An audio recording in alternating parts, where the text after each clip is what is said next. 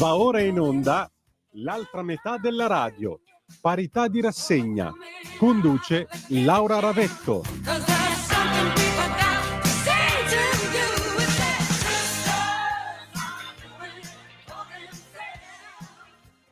Buon pomeriggio, a voi la linea. Grazie cara Castellana Sveva, amiche e amici miei, ma non dall'avventura, buon pomeriggio, siete sulle magiche onde di Radio Libertà. Questa è l'altra metà della radio, la rassegna stampa al femminile di Radio Libertà. Io sono Antonino Danna, questa è la puntata di oggi, martedì 15 di luglio dell'anno del Signore 2025, ma io voglio dare il bentornato e il benvenuta alla responsabile appunto delle Castellane, la Castellana in chief, signore e signori, Laura Ravetto. Buon pomeriggio Laura. Buon pomeriggio Antonino, ti sento molto molto positivo, mi piace questa vocetta. Grazie, sono molto contento e diciamo che lo spirito guerrier che entro mi rugge ogni tanto riaffiora. Dopo tutto sono del leone io, quindi insomma qualcosa vorrà pur dire. Tra poco è il compleanno, diciamo. È il 6, sì. Pensa, quest'anno finalmente mi levo lo sfizio, era nella mia bucket list, passare il compleanno alla radio, infatti sarò in onda con la rassegna stampa e con Capitaneria di Porto poi dalle 12 alle 14. E sono contento perché era uno dei miei sogni. No, sei ironico o è la verità? No, è la verità, perché ti dico la verità, la radio è il mio mondo. Io quando sono qua sono felice. Ho sto microfono qua davanti e sono felice. Cose che capitano. Ma che meraviglia, bellissimo, fantastico. Allora, diciamo che il 6 sarà mia cura intervenire in radio per farti gli auguri. La cosa mi onora non poco, madamigella. Per voi sarà sempre pronta la nostra lancia in resta e l'Usbergo a vostra difesa. Mamma mia, fantastico. Questo non è un programma radiofonico, questo è, diciamo, una corte di scudieri impavidi e senza macchia, ecco. Bene, qui stiamo veramente arrivando indietro a Matteo Maria Boiardo, l'Orlando innamorato, dopodiché tra poco passeremo a recitare egloghe su donne angelicate e tutto il resto, ma anche questa è una rassegna stampa attuale, non del Medioevo, per fortuna. Esatto. Allora, cara Laura, intanto volevo dire questo ai nostri ascoltatori: 340-670-9659 per le vostre zappe o WhatsApp che dir vogliansi. Se volete telefonare 0292947222, il telefono è aperto da ora.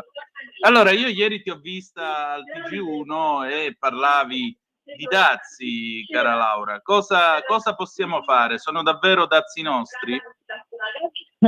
Beh, ho ripreso di fatto le parole del segretario che ha fatto una bellissima intervista al Corriere in cui ha spiegato che sì, i dazi sono dannosi, perché è chiaro che sono dannosi, certo non aiuta questa attitudine dell'Unione Europea a rispondere con diciamo burocrazie e con una mancanza di flessibilità che crea diciamo potenzialmente incertezza, ancora più incertezza. Cioè questa partita è una partita che va chiusa velocemente, perché la cosa più brutta per un imprenditore è non sapere come si chiuderà.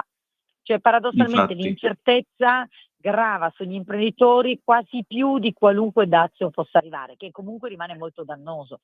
Poi è chiaro che noi dobbiamo scongiurare una guerra commerciale, quindi l'auspicio, e noi in questo il segretario l'ha chiaramente detto, c'è un impegno del governo fortissimo a far sì che ci sia un dialogo assoluto tra l'Europa e l'America. Poi certo lascia dire a me, e me ne assumo le responsabilità, che quando tu hai dall'altra un presidente americano che piaccia o non piaccia, si esprime con lettere di una pagina e tweet divisi 3 righe, non è che tu come Europa puoi rispondere con 40 pagine di dossier articolato sulle tue ragioni secondo te. Cioè questa è una negoziazione che si deve fare con gli stessi metodi, cioè di celerità e di semplificazione. Certo, sicuramente. E poi eliminando quelle che per gli Stati Uniti sono viste come barriere altrettanto gravose quanto i dazi e che per noi sono gravose sulle nostre aziende. Penso alle regole assurde come il Green Deal o anche in alcuni aspetti lo stesso patto di stabilità. questo sostanzialmente abbiamo detto in televisione. Sì, ma io non posso che essere d'accordo. Tra l'altro, badate bene, non si tratta solo di agricoltura, non si tratta solo di prodotti che noi esportiamo verso gli States, parliamo anche di roba ad altissimi livelli, quale ad esempio l'aerospaziale. Io leggevo Certo. sulla stampa nell'edizione di Cuneo che per esempio il distretto Grazie aerospaziale per l'edizione Piemonte... di Cuneo, scusa se ti interrompo, grazie per l'edizione di Cuneo, perché sai che insomma sono nata lì. Ecco, dicevi ma che io... l'aerospaziale? Ecco appunto, diceva proprio questo, che il DAP, il Distretto Aerospaziale Piemonte, sottolineava le difficoltà adesso anche per l'approvvigionamento di pezzi Certo. di ricambio, materiali e così via, che saranno colpiti dai dazi, e le difficoltà anche per l'industria aeronautica e aerospaziale del Piemonte, che naturalmente si troverà un mercato, un naturale sbocco, gli Stati Uniti d'America, completamente chiuso. Allora, a maggior ragione, se io penso a quello che ha detto ieri il professor Bagnai parlando in trasmissione da me, ti dico, ma non è che magari la Meloni può pigliare l'aereo, andare a Mar-a-Lago, chiudersi nell'ufficio con Trump e il segretario di Stato Marco Rubio e discutere un pochettino quali dazi differenziati si possono applicare all'Italia? Io non entro in queste dinamiche, non spetta a me chiaramente. Quello che posso dire, non so se quindi la via migliore sia quella della negoziazione da singolo Stato o una negoziazione a livello europeo ma con un'Europa diversa, no? Quindi ecco, l'auspicio per me in realtà sarebbe che la Meloni fosse, cosa che diciamo ha già fatto in parte, ma fosse quasi una mediatrice a questo punto tra Europa e Stati Uniti, perché sicuramente il nostro è il paese che in questo momento ha il miglior rapporto col Presidente, sia per le capacità della Meloni stessa, sia per la solidità che manda questo governo, no? Perché è inutile negarlo. Questo è l'unico governo europeo che in questo momento ti dà il dato di realtà, di stabilità e di continuità nei prossimi anni. È chiaro che è diverso parlare con un premier che si sa che è già qua da 2 anni e mezzo e ci sarà pure i prossimi 2 anni e mezzo, e parlare con gli altri che in Europa sono fortemente instabili e ogni giorno in discussione. Quindi è chiaro che insomma c'è questa forza paese, quindi ecco, poi come utilizzare questa forza paese, se a livello unilaterale o ponendosi come mediatore dell'Europa, ecco, questo non spetta a me deciderlo. Certo.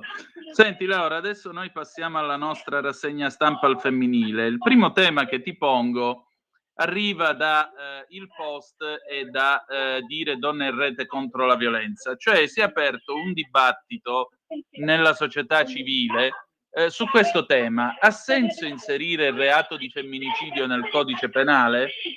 Il governo sta cercando di farlo. Nel frattempo si è sviluppato un ampio dibattito tra esperte ed esperti di diritto, così Il Post. Sentite un po' qua, perché tra l'altro la discussione comincerà proprio in questi giorni al Senato. Allora, il disegno di legge numero 1433 ha come obiettivo dichiarato quello di rispondere alle esigenze di tutela contro il fenomeno di drammatica attualità delle condotte e manifestazioni di prevaricazione e violenza commesse nei confronti delle donne. Da una parte la discussione ha riguardato e riguarda punti specifici del testo per come è stato proposto. Hanno soprattutto a che fare con la definizione della nuova fattispecie penale, che era stata inizialmente criticata in modo quasi unanime e poi modificata. Dall'altra parte ha avuto invece a che fare con l'opportunità stessa di introdurre nell'ordinamento italiano il reato di femminicidio. Su questo ci sono posizioni molto diverse. Chi è contrario all'introduzione della fattispecie di femminicidio nel codice penale ha principalmente 2 motivazioni. Non lo ritiene necessario e pensa che non sia efficace. Anche se non ci sono riferimenti alla violenza di genere, nel codice penale italiano ci sono infatti alcune ipotesi di omicidio aggravato che colpiscono, punendole con le pene detentive più severe, la maggior parte delle uccisioni che possono essere definite femminicidi, come dimostra nel caso di Giulia Cecchettin e l'ergastolo dato al suo femminicida Filippo Turetta. Per esempio, ActionAid, che insieme a una decina di giuristi di varie università italiane hanno firmato un appello pubblico proprio contro il disegno di legge sui femminicidi, dicono che i dati sui femminicidi sono rimasti sostanzialmente stabili negli ultimi anni. mostrando che la questione è strutturale e non emergenziale. Di più, dire Donne in Rete contro la violenza ha emanato un paio di giorni fa un comunicato stampa nel quale si afferma questo: se da un lato la creazione di un reato specifico segna un'importante tappa per le donne e riconosce l'esistenza del fenomeno, dall'altro dire osserva che il femminicidio non potrà essere debellato unicamente con la creazione di un reato ad hoc o di aggravanti specifiche, senza che la cultura patriarcale del possesso e del controllo in cui si origina venga radicalmente modificata. Ecco Laura, a te come pare questa situazione? Ora, ma a me pare questo. Prima di tutto è chiaro che io già credo che se i processi per femminicidio fossero più celeri come vogliono le norme e magari non si riaprissero dopo 10 anni, 18 anni, come i casi di cronaca di cui discutiamo in questi Sì. giorni, poiché le indagini non sono, secondo altri giudici, state accurate, già sarebbe un passo avanti, no? Perché poi spesso le leggi ci sono, il problema vero è l'applicazione di queste leggi. Allora, se poi si deve riaprire un processo per femminicidio dopo anni e anni e anni, qua non è un problema normativo, è un problema attuativo. Poi, il secondo punto, mi sembra un po' benaltrista dire: ah, guarda, poiché è un problema culturale, non si fa niente sul piano sanzionatorio. No, si fa sul piano culturale e si fa anche sul piano sanzionatorio. Quindi non è che questo governo, poiché ragiona sul reato di femminicidio, non ragiona sugli aspetti culturali. Ricordiamo sempre, c'è una proposta di legge della Lega attualmente in discussione per introdurre, a mia prima firma, il rispetto delle donne nelle scuole. Però Certo. io invece l'osservazione che faccio sul reato di femminicidio, che ho fatto sin dall'inizio, che farò anche quando arriverà in aula alla Camera, io avevo predisposto ben prima dell'iniziativa governativa una modifica all'aggravante del femminicidio, perché c'è un problema: l'attuale aggravante di femminicidio interviene in casi specifici relativi al partner. Mancano tutte quelle ipotesi relative per esempio all'ex partner, al che io ho fatto un aggravante in cui si estendeva e in cui di fatto si andavano a coprire anche quelle che oggi possono essere viste come lacune legislative.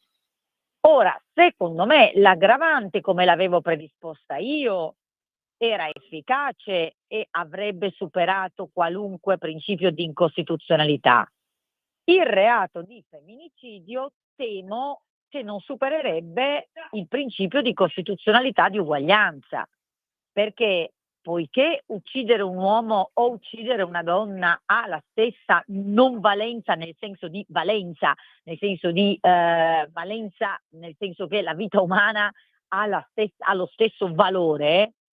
Sì. Una cosa è creare un aggravante, poiché c'è il tema del fatto che questa uccisione sia determinata per ragioni di, diciamo, tipicamente discriminazione femminile, piuttosto che possessività nei confronti della donna. Una cosa è dire faccio un reato specifico, perché secondo me in quel caso l'obiezione costituzionale esiste, cioè chi si dirà ma scusa un attimo, che allora poi dobbiamo fare il reato di maschilicidio o dobbiamo fare il reato di infanticidio se si uccide un bambino?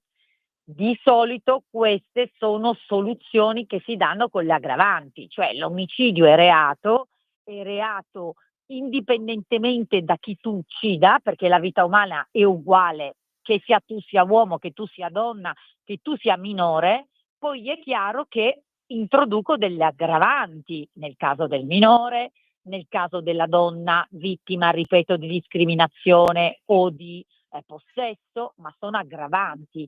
Quindi la discussione non è ancora arrivata alla Camera, adesso è ferma al Senato, ma a mio avviso, ma parlo più da giurista che da deputata, ecco, si dovrà trovare una configurazione e sarà mia cura sforzarmi per non vanificare il progetto governativo per cui effettivamente si superi la prova di costituzionalità.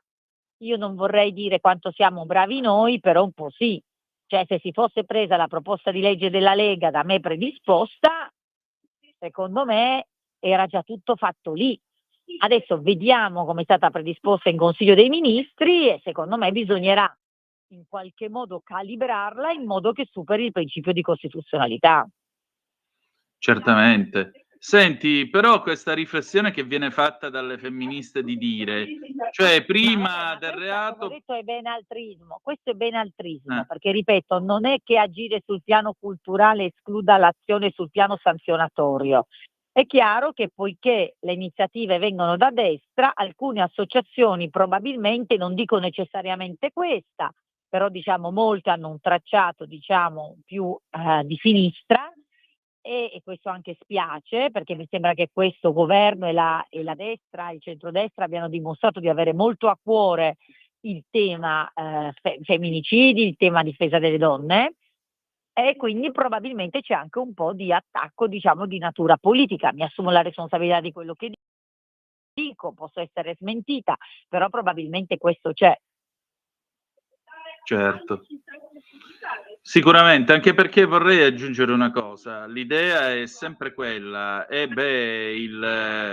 il patriarcato che però, come sempre, è soltanto maschio, bianco, eterosessuale, possibilmente cattolico, quando invece le cronache ci dicono che questo patriarcato appartiene anche ad altre realtà e religioni, però non c'è mai il coraggio di mettere le cose in chiaro e dire ragazzi, guardate che però questo è tipico della cultura di alcuni nuovi italiani che sono quelli che poi impongono alle ragazze di andare in giro col velo o impongono alle mogli di stare in casa e quando vanno a prendere la cittadinanza italiana non sanno nemmeno dire come mi chiamo.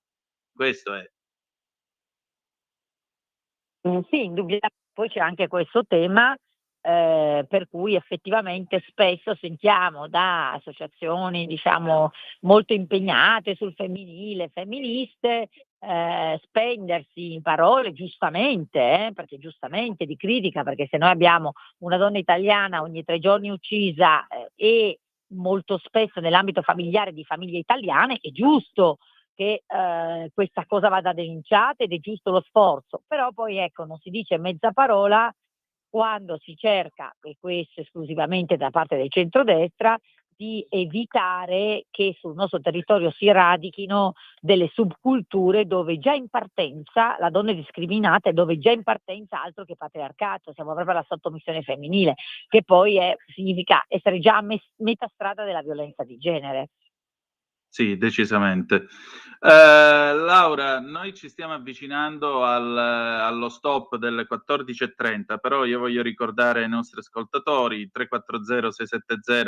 340-670-9659 per i vostri WhatsApp oppure 0292947222 se avete voglia di dire la vostra. Sarebbe bello che qualcuno ci dicesse cosa pensa di questo fatto, di un reato Infatti. specifico. Se veramente qualcuno ritiene che sarebbe giusto fare un reato specifico per l'uccisione delle donne in determinati contesti, se ravvisano dei problemi di discriminazione nei confronti degli uomini, se sono d'accordo con me che l'aggravante potrebbe essere risolutiva o meno, insomma è chiaro che sono cose che sembrano tecniche, ma che in realtà poi sono anche così di natura più che sociale, quindi sarebbe bello anche avere interventi degli ascoltatori su questo. Capisco che spesso sembrano cose lontane perché si ammantano un po' di questo linguaggio giuridico, Sì. però poi è un tema su cui effettivamente invece dobbiamo metterci la testa tutti. Infatti, anche perché, vedi, tu mi riporti indietro a quando sia io che te siedevamo sui banchi all'Università Cattolica e alla storia del diritto italiano c'era la buonanima del professore Adriano Cavanna, tu sicuro te lo ricordi, il quale diceva Assolutamente. che era anche un gran signore, mi piace ricordarlo assieme a te in questo momento, il quale diceva proprio questa cosa: guardate che il diritto non è un mostro, il diritto è una cosa fatta dall'uomo per l'uomo e che all'uomo sopravvive. Per cui a maggior ragione quando si parla di queste cose stiamo parlando né più né meno che di noi, del mondo che vogliamo, della società che vogliamo, di come lo vogliamo indirizzare. Per questo a maggior ragione, se mi posso anche permettere, trovo molto saggia ed equilibrata la tua posizione a proposito dell'aggravante anziché il reato vero e proprio. Ma sono le 14:30, facciamo una brevissima pausa e torniamo Va subito. bene, va bene. Porta con te ovunque Radio Libertà. Scarica la app per smartphone o tablet dal tuo store o dal sito radiolibertà.net. Cosa aspetti? Di nuovo a voi la linea. Grazie cara Sveva. E allora 0292947222 se volete intervenire, oppure 340 670 9659 se volete mandarci i vostri WhatsApp. Sveva, ma secondo te sarebbe il caso di avere una legge o un reato o un aggravante per quanto riguarda il Vai Sveva, vogliamo la tua opinione. Visto che io sono ampiamente in minoranza in questa trasmissione, sentiamo le donne di casa cosa dicono. Antonino, rifammi una domanda, scusami. No, tu sei a favore dell'introduzione del reato di femminicidio e quindi proprio un reato specifico di femminicidio? Assolutamente sì. Oppure l'aggravante, come dice Laura, cioè tu ammazzi a uno, però siccome è una donna e hai dei legami di familiarità, di affetto con questa donna, allora ti do l'aggravante di femminicidio. Così la domanda è mal posta. Cioè, chiunque è d'accordo sul reato di femminicidio. Il problema è che secondo me non supera il principio di costituzionalità. Quindi sarebbe inutile costruire un reato che poi la Corte Costituzionale ti dichiara incostituzionale, poiché uccidere una donna non può essere un reato diverso dall'uccidere un uomo, perché il nostro diritto non funziona così. Non è che c'è un reato per uccidere una donna, il reato per uccidere il bambino, il reato per uccidere l'uomo. Ci sono le aggravanti. Il reato è uno solo, è l'omicidio. Quindi è chiaro, no, che detto così, no, da chi non studia il diritto dice certo che sono d'accordo sul reato di femminicidio. Sì, certo, se poi però te lo cancella la Corte dopo 2 mesi o dopo 6 mesi, tanto vale farlo bene sin dall'inizio. Ecco, scusate, Allora, questa è un po' la mia posizione. Se posso dare una risposta, allora io ho Vai. studiato un po' di diritto, non ho fatto giurisprudenza, ma ho fatto scienze politiche, quindi un pochino Sì. so qualcosina e mi rendo conto che ovviamente a livello teorico la legge del femminicidio sarebbe assolutamente opportuna. Però come diceva l'onorevole Ravetto, visto che dovrebbero esserci delle aggravanti, io sono dell'idea che deve essere tutelata la vittima e in generale qualsiasi tipo di donna. Quindi se la costituzionalità crede insomma sia opportuno avere un aggravante del femminicidio, io sono assolutamente d'accordo in quello, perché la vittima va tutelata e in generale le donne che dovrebbero essere tutelate ancor prima di essere uccise purtroppo. Cioè, insomma, Sì, non infatti. esistono morti di serie A e di serie B tutelate di più o di meno No, dalla assolutamente legge, no, ma assolutamente. esiste il principio che in ogni caso l'omicidio è condannato, ma nel caso del femminicidio c'è un aggravante, che è A quindi un maggior aggravio di ragione, pena. appunto, perché nel femminicidio ovviamente c'è la componente di affettività. Brava, Certo. perché questo è il punto che Sveva ha colto. Non è che poiché è stata uccisa una donna, ma poiché c'è la componente di discriminazione oppure di abuso di potere o di affettività. Allora, questa cosa teoricamente dovrebbe poter applicare anche se, casi che non vediamo mai, succede a un uomo. Mentre nel momento in cui tu fai solo il reato di femminicidio, il principio di costituzionalità ti dice, scusa, e quindi poi che facciamo? Reato di maschilicidio nei casi in cui ci si trovi in queste stesse condizioni? Cioè, no, è chiaro che queste cose si risolvono sempre con le aggravanti, non si fanno mai reati specifici. Questo è un po' il tema. Certo, certo. Mi è piaciuto questo scambio tra di voi, devo dirvi la verità. Che poi sarà uno scambio che ci sarà in Senato, perché comunque la volontà di tutti, chiariamoci, è quella di arrivare al risultato, cioè arrivare al risultato per cui quando una donna viene uccisa nell'ambito intrafamiliare o comunque da un ex partner per motivi, ripeto, di possesso, discriminazione, si ha una pena più alta. Cioè lo scopo, la destinazione la vogliamo tutti allo stesso modo. Qua si tratta di trovare lo strumento che meglio superi qualunque ostacolo, anche diciamo un'eventuale cancellazione da parte della Corte. Questo è un po' il tema che pongo io e che porrò io in aula. Io se posso aggiungere una cosa, come diceva l'onorevole Ravetto, sono molto d'accordo sul fatto ovviamente se questo tipo di omicidio venisse fatto su un uomo, che quasi sempre non è così, quindi ci dovrebbe essere ovviamente un aggravante anche se venisse fatto con affettività su un uomo e a maggior ragione per gli infanticidi. Esatto, eppure non è che facciamo il reato di infanticidio, no? Facciamo l'aggravante nei confronti dell'uccisione di un minore.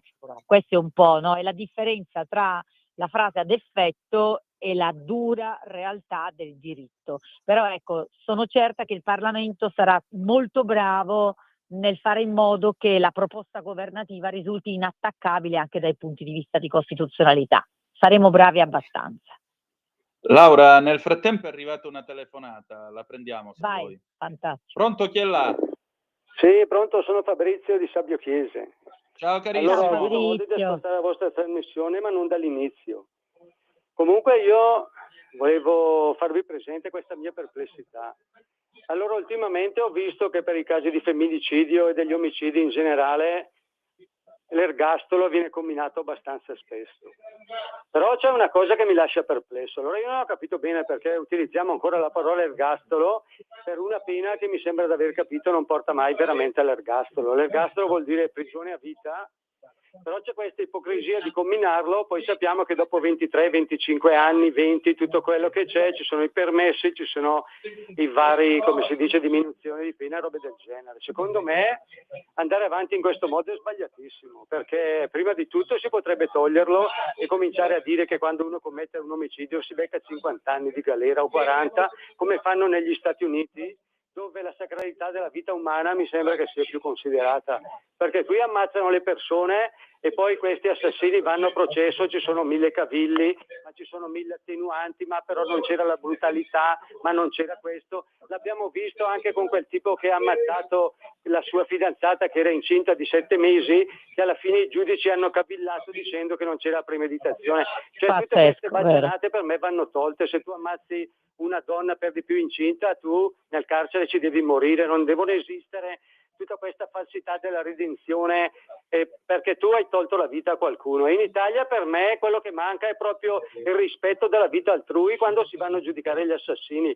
Vi faccio un ultimo esempio veloce di questo papà che ha ammazzato l'assassino del figlio. Questo qui ha ammazzato un ragazzo a calci e pugni per 25 euro di debito e praticamente era stato condannato a 10 anni e dopo 2 o 3 anni dall'omicidio era ancora in giro. Ma voi vi rendete conto cosa vuol dire per uno che gli hanno ammazzato il figlio vedersi l'assassino girare così e praticamente poteva scontare sì o no 10 anni di galera? Qui per me il centrodestra, la destra sta facendo una figuraccia, perché queste cose accadono da anni e non è cambiato niente. Cioè pensate davvero cosa vuol dire quando qualcuno gli ammazzano un familiare e poi si vede i delinquenti in giro.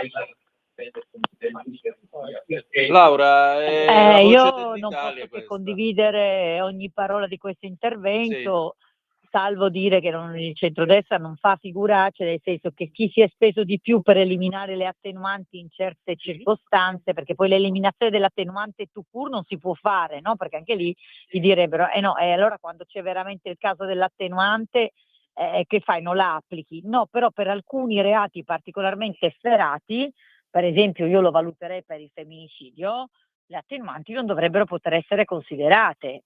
Questo per esempio si potrebbe fare, potrebbe essere una proposta.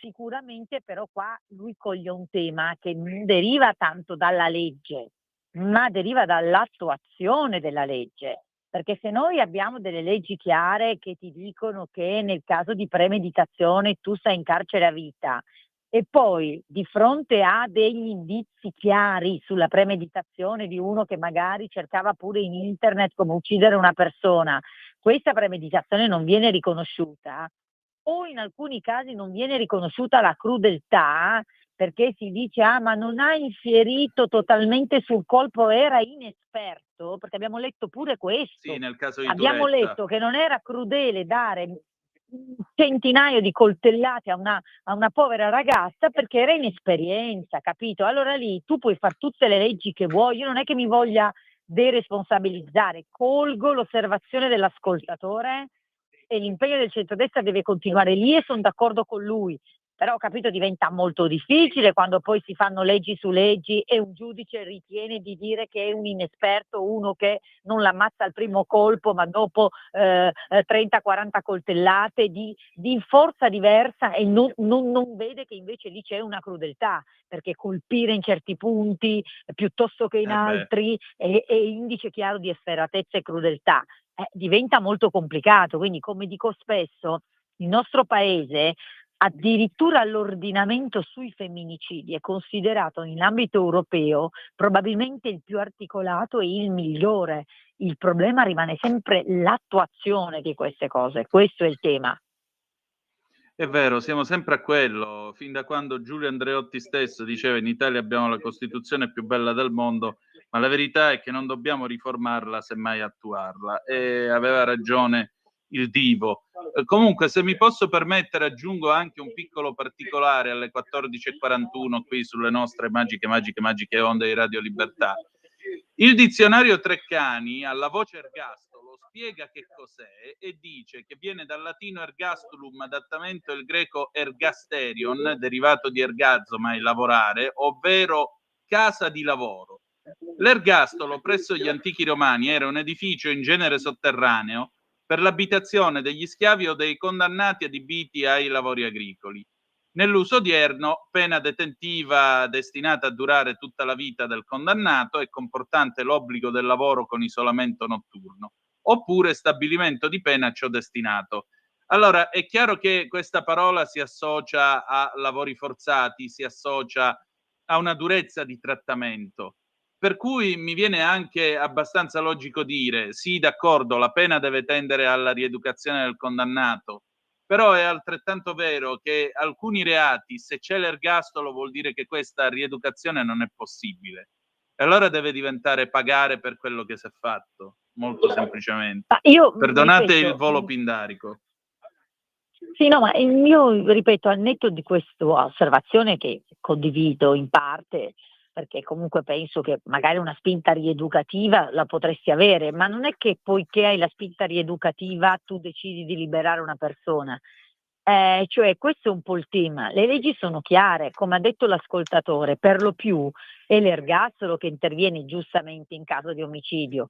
Se però dopo pochi anni, con per esempio la valutazione della buona condotta, Sì. i giudici ritengono di iniziare a far uscire queste persone, e abbiamo visto dei casi in cui queste persone sono uscite e sono andate ad ammazzare altre donne, siamo sempre lì. Allora quello che io chiedo veramente invece al centrodestra, ma mi pare che su questo ci sia un forte impegno, mi pare che Nordio la stia portando avanti, una riforma della giustizia in cui mi si faccia il nome e il cognome di quei giudici, di quei tecnici, di quei valutatori, di quegli psicologi che ravvisano delle buone condotte che consentono alle persone di uccidere altre persone perché escono. Ecco, a me basterebbe già il senso di responsabilità. Io voglio sapere e voglio essere sicura che i giudici che sbagliano queste cose rischino qualcosa, perché se non rischiano niente continueranno a essere molto molto così tranquilli nel combinare certe flessibilità rispetto a personaggi che si sono macchiati di delitti così efferati.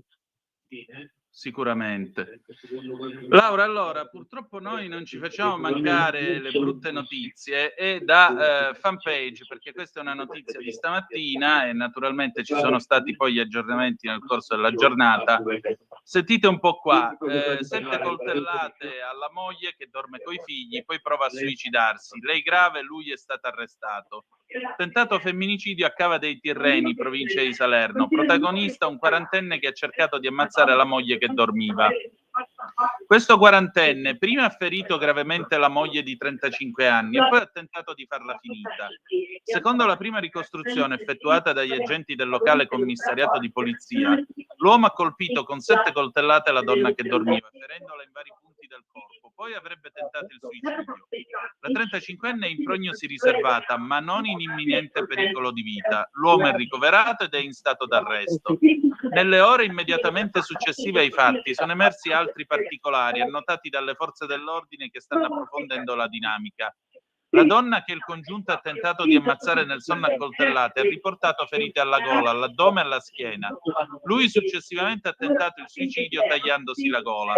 In casa c'erano anche i 2 figli minorenni che non si sarebbero accorti di quanto stava succedendo.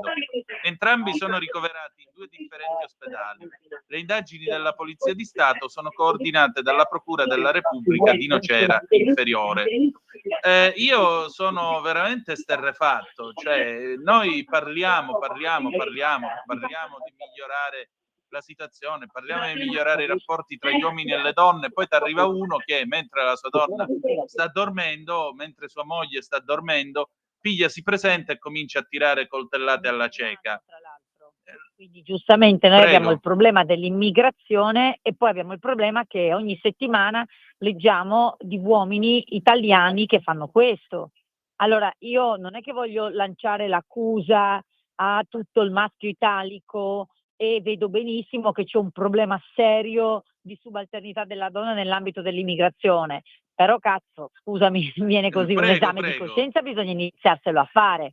Perché poi tra l'altro l'80% di queste situazioni sono intrafamiliari, quindi voglio dire, qua un tema va osservato, cioè evidentemente c'è una situazione culturale che non chiamiamola patriarcato, perché sennò facciamo il gioco della sinistra che non vuol vedere problemi che ci sono anche, ripeto, in altre etnie, chiamiamola come vogliamo, ma dobbiamo affrontarla. Ripeto, c'è la mia cavolo di legge depositata, la portino avanti, perché qua bisogna iniziare a insegnare ai bambini maschi sin da piccoli che le donne non si toccano. Poi, tornando alla telefonata del nostro ascoltatore prima, che questo signore tra 5 anni non sia fuori, perché comunque uno che fa una cosa del genere la rifà domani, tra l'altro con spregio di lasciare 2 bambini orfani minorenni. Quindi è chiaro che da una parte l'applicazione severa da parte dei giudici delle leggi che ci sono già, dall'altra, e facciamo sto reato di femminicidio, chiamiamolo come vogliamo,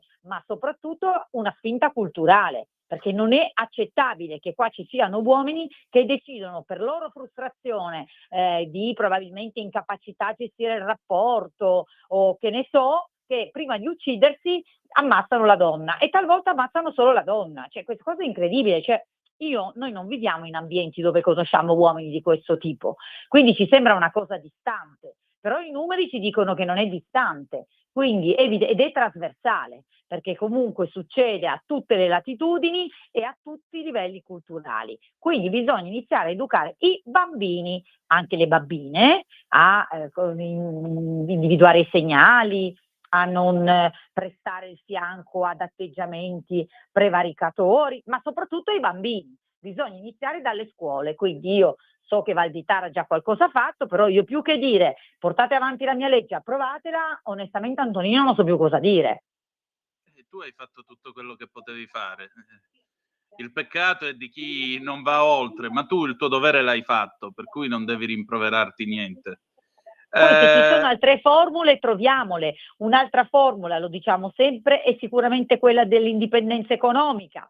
Non so se questo sarà il caso, ma di solito ci si trova in situazioni dove la donna ha una dipendenza economica da parte dell'uomo. Quindi ai primi segnali di violenza non se ne va di casa perché non sa dove andare. Allora alle donne bisogna spronarle a entrare nel mondo del lavoro, perché la prima forma per uscire dalla spirale di violenza è poter sbattere la porta di casa e andare via da questa casa con i figli. Ora non so se sarà questo il caso, ma io temo che ci troveremo di nuovo in una situazione di questo tipo, tensioni intrafamiliari, una donna dipendente dall'uomo che quindi sta lì con i figli e non può andarsene. Quindi l'indipendenza economica, insegnare alle nostre figlie che la prima cosa è avere un lavoro autonomo, studiare per avere un lavoro autonomo e guadagnare a sufficienza da essere indipendenti, in modo che se si sbaglia il partner lo si abbandona immediatamente. Però certo, ecco, non è che adesso possiamo dire alle donne che sono loro che devono imparare come difendersi, dobbiamo insegnare agli uomini che le donne non vanno toccate. Parole No, agli sante. uomini, a quegli uomini, attenzione a quegli uomini, perché lo sai che io non sono una che mai e poi mai vorrebbe una generalizzazione. Dico sempre che queste sono battaglie che devono fare gli uomini insieme alle donne e non le donne contro gli uomini. Sono pienamente d'accordo. Laura, il nostro tempo è scaduto. Io vorrei chiudere dopo tutte le notizie che abbiamo dato, visto che abbiamo evocato Matteo Maria Boiardo, vorrei chiudere con un passo dell'Orlando innamorato che vorrei dedicare alle gentili ascoltatrici e alle presenti che sono qua con me, se posso. Vai. Lei che ne pensa, onorevole? Ecco, Io vado. penso che almeno una nota di speranza ci venga dalla tua cultura, quindi vai, ti ascoltiamo. L'apparizione di Angelica dall'Orlando innamorato 1-1-1940. Al fin delle parole inginocchiata davanti a Carlo attendia risposta. Ogni uomo per meraviglia l'ammirata, ma soprattutto Orlando a lei s'accosta col cor tremante e con vista cangiata, benché la volontà tenia nascosta. E talor gli occhi alla terra abbassava, che di se stesso assai si vergognava. Ahi, paccio Orlando nel cor suo dicia, come te lasci a voglia trasportare. Non vedi tu lo error che te desvia e tanto contra Dio te fa fallare? Dove mi mena la fortuna mia? Vedo me preso e non mi possa aitare. Io, che stimavo tutto il mondo nulla, senza arme, vinto son da una fanciulla. Grazie per essere stati con noi. Appuntamento il prossimo 22 di luglio. E che dire di più? Che the best is yet to come, e ci salutiamo con Chris Rea on the Beach del 1986. Per chi vuole invece alle 18:05 c'è Zoom. Spero che vi sia piaciuta. Alla prossima ragazze. settimana, molto molto bello, e grazie di questo finale che insomma ha un po' rasserenato i cuori di tutti. Ecco, grazie e a più tardi.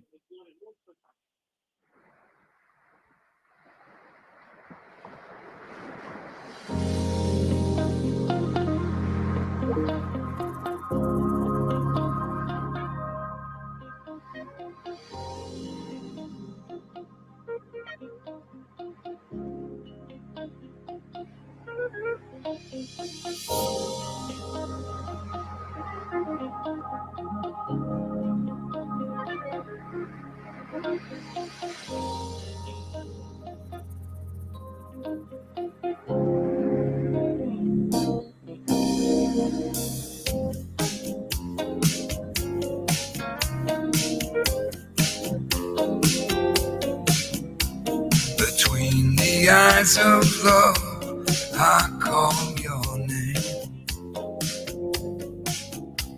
Behind their guarded walls, I used to go. Upon a summer wind, there's a sudden melody, takes me back to the place that I know. On the beach,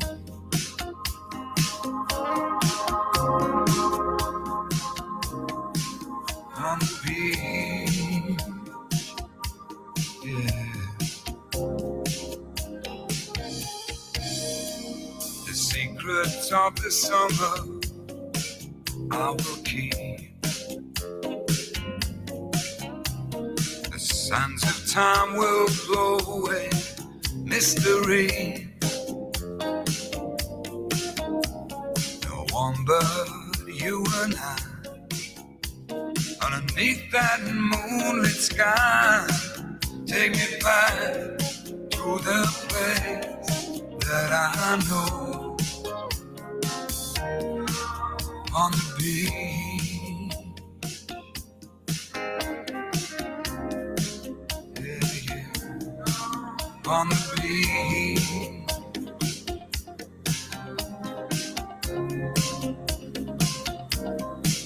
on the beach.